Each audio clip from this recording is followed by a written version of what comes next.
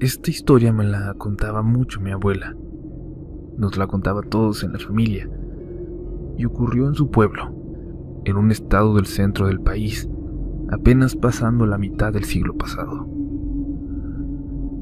La familia Berlanga era una de las más acomodadas de la zona, los más ricos del pueblo.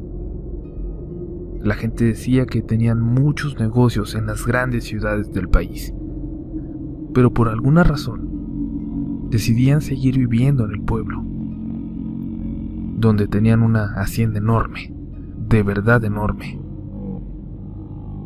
Desde la entrada, tenías que recorrer varios kilómetros más para llegar a la casona, y desde ahí gobernaban con el poder de su dinero, aunque nunca se hubieran acercado a la política.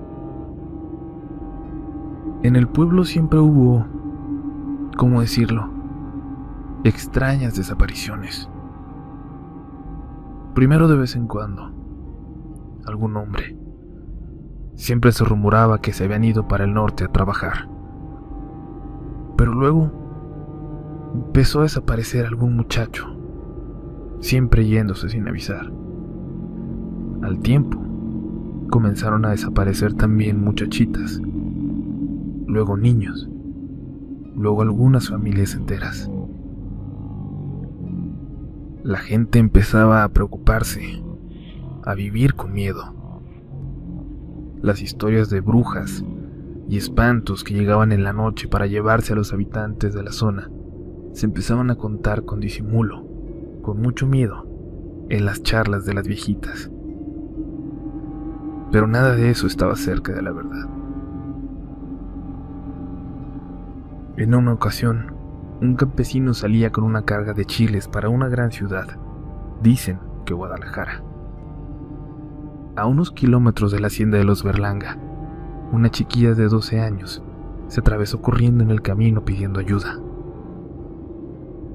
Él, asustado e impactado, la dejó subir, y uno de sus ayudantes que viajaban en la parte de atrás se acercó a ayudarla. Iba llena de heridas, de mordidas profundas, con marcas que parecían ser de dientes humanos, algunas pequeñas y otras grandes.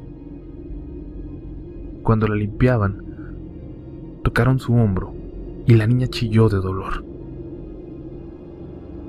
Al descubrírselo, vieron horrorizados que le habían arrancado un gran pedazo de carne del hombro, un pedazo muy profundo.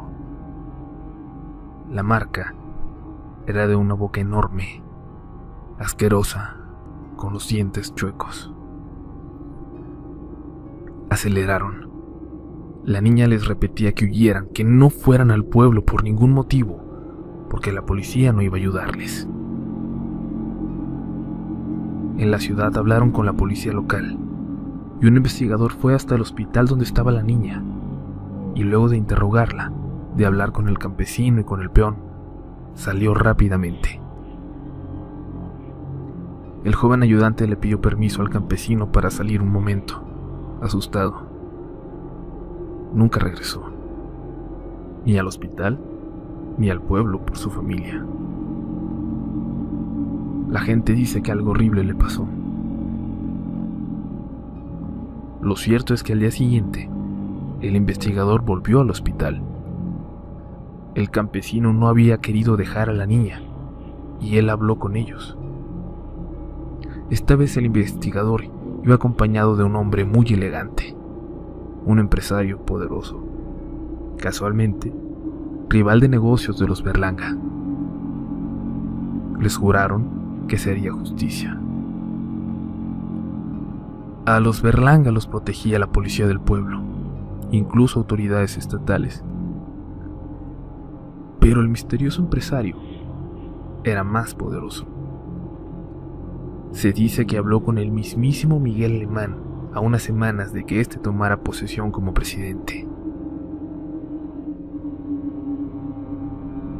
Llegaron cientos de policías al pueblo de mi abuela. Entraron fuertemente armados a la hacienda de los Berlanga. Ahí opusieron resistencia. Los peones los trabajadores de la hacienda, todos defendieron ferozmente a la familia. Incluso las criadas atacaban a las autoridades al entrar. Aseguran que parecían animales salvajes y que no dejaban de luchar hasta recibir varios disparos. Lo que encontraron en el lugar los dejó horrorizados. Hicieron mucho eco los periódicos de la época. Cientos, literalmente cientos de cuerpos a medio comer. Ancianos, hombres, mujeres, niños en edad en la que apenas podían caminar, habían sido devorados. En algún momento, años atrás, la familia había decidido llevar su poder al límite. No conforme con aprovecharse de la gente del pueblo y ser ricos a su costa, habían empezado a fascinarse por probarlos,